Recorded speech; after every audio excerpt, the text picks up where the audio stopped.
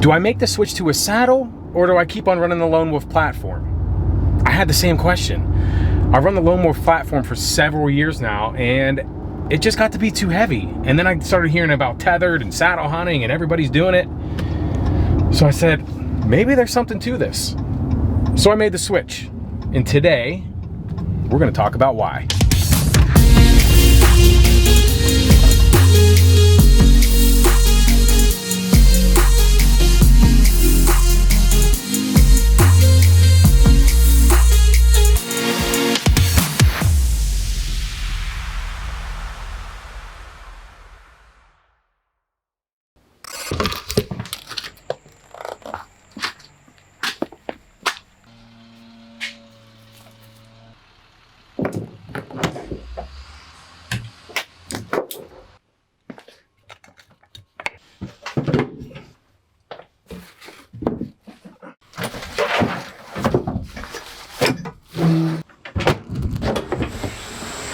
All right, so tethered saddle, the Phantom. So the goal of today's vlog is going to be why I switched to a saddle.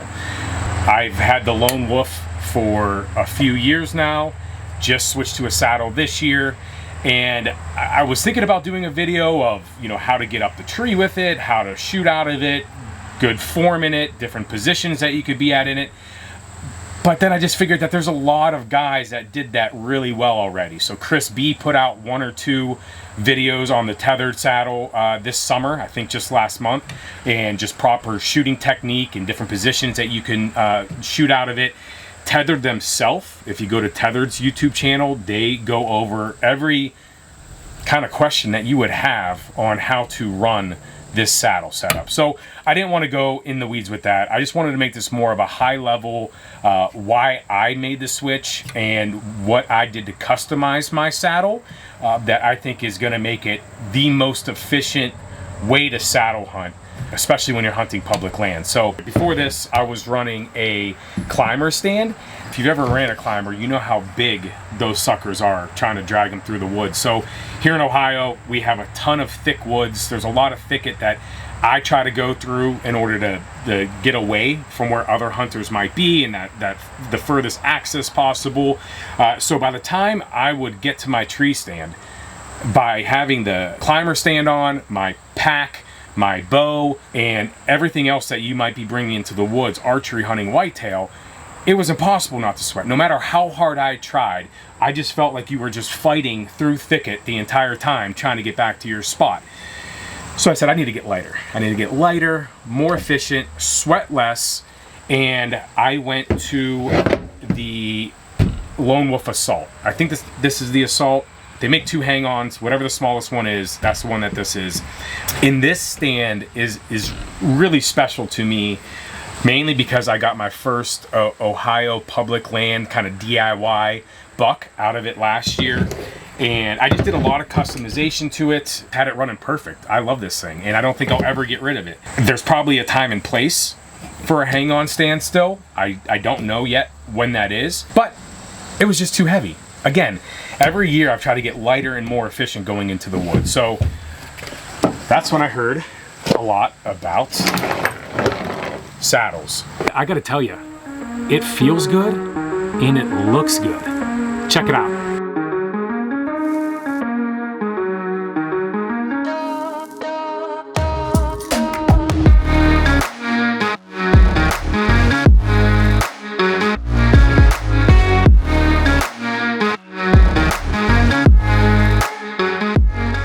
So this is the Tethered Phantom. This is their new saddle, I think for this year. They had the Mantis for a few years. I'm not sure exactly how long, but they came out with the Phantom. So I've not hunted out of it yet. The first time I hunt out of it will be in 3 weeks when we go down to Kentucky hunting some velvet bucks. But I have gotten up in the tree with it a few times, sat in it, kind of, you know, practice shooting out of it, all of that. So I love it. So essentially I eliminated this weight with my pack on it and my sticks and everything else to the only weight that I have being this saddle that's around my waist, and then my backpack and my sticks are going to go in my backpack. So Again, why I love this, you know, I think the biggest reason, other than it being lighter weight, it being quieter, it being safer, because you're always tied off onto the tree. Other than that, was last year when I shot my buck on public land, I was on my lone wolf platform, and I was sitting down facing towards a field, and off to my right there was a rub line, and it was getting to be close to last light, and when I looked off to my right, I saw a buck that was 40 yards away. Now, sitting on a tree stand on a platform, that's an offside shot. That's a weak side shot, and that's a really difficult shot to make. I felt very confident shooting a buck at 40 yards because I practice 80 plus yards all year long in case I ever needed to make that shot. So I was very confident in my shot, but I was not confident in the safety of turning around on my platform with nothing at my backside. So I had to turn around and face the tree and dig my knees into the tree, and now my back is totally exposed and there's nothing behind me. So then I had to kind of squat down, draw back, and make the shot. Double lunged him, but the safety factor was lacking big time, and it was just very uncomfortable, and I never wanted to be in that situation again. So that's why I went into this, because you can shoot 360 degrees around the tree. No shot is off limits. There's a way to make every shot to the right side of the tree, left side of the tree, to your back side, all the way around. One of the biggest reasons of why I wanted to make the switch. So kind of getting into how I have this set up, I bought from Eastern Woods Outdoors these Kydex J Hooks that fit right in this molly strip. So I bought 4 or 5 of these guys, and that's what I'm using to hook my platform onto. This is my platform for this year. So this platform is by Out on a Limb. It's called the Solo Scout. Very small. It's this small. This was my platform. This is my new platform. So big difference, big size difference. A lot lighter weight, a lot more compact. Basically what these J Hooks do is I bought from Custom Amsteel Products. Is they sell these straps, these loops that go on the platform, and I could just hang them right on the J hook right there. So as I'm climbing the tree, I can pop them right off. We'll get more into that. On top of the J hooks, I have more than 9 eyes on the back. In fact, I bought these to put on there before I found out about the J hooks. But I'm gonna leave them on there for, you know, there's always something that you want to hang. Maybe it's a call, maybe it's a water bottle. I don't know yet. We'll find out. But those are there to have. And then the Hunt and Hoist bow hoist. So this is right on the bottom. Came off my Lone Wolf, and again, that's the retractable bow strap. That's the saddle setup. And then my sticks are the Hawk Helium sticks. I did a modification to these. If you've seen Hawk Helium sticks, you know that they're a 3-step. I cut these down, made them a 2-step, and then from Custom Amsteel Products, I bought the aiders. So these are Amsteel aiders, and this is a 2-step aider.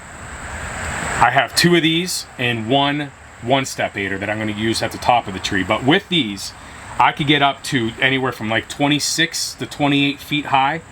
Awesome setup, super lightweight, wrapped it in camo fabric tape just to help with noise. Custom Amsteel Products, awesome product. Amsteel, if you don't know about it, it's just a very small and lightweight, very thin braided rope.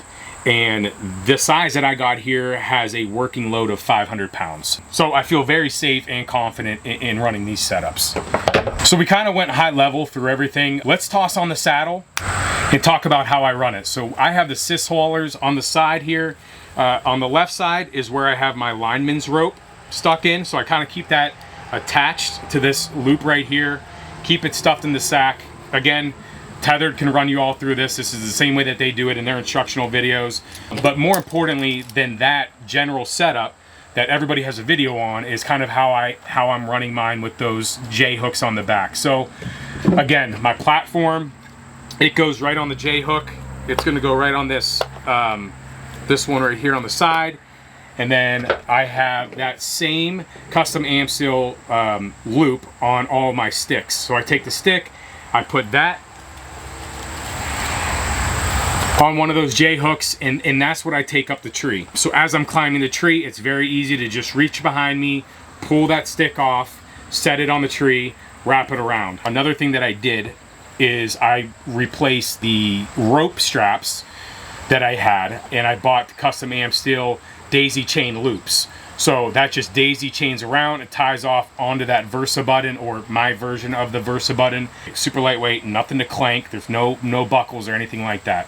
So that's what I take up the tree. And again, you know, I don't have the harness that I used to have. I used to have to put this harness on, lone wolf on my back, and I had my pack and my bow and the whole thing. It was just way too much. Just wanted to quickly touch on how I'm running my saddle this year and the gear or additions that I put on it to kind of modify it a little bit. And I'm looking forward to it. I think it's going to be really fun. It's, you know, again, one of those really quiet, safe way to climb a tree, safe way to stay up in a tree. And it'll always prevent that weak side shot. Still never want to have to take that weak side shot, but if it does happen again the way that it did last fall, I feel pretty confident that I could take it out of this and feel completely safe. So thank you as always for following us. If you want the full rundown, seriously, go check out Chris V's video that he did this summer, or also Tethr's that they did on this. They both did a really good job, really in depth, and reach out if you need anything. Thanks for following along.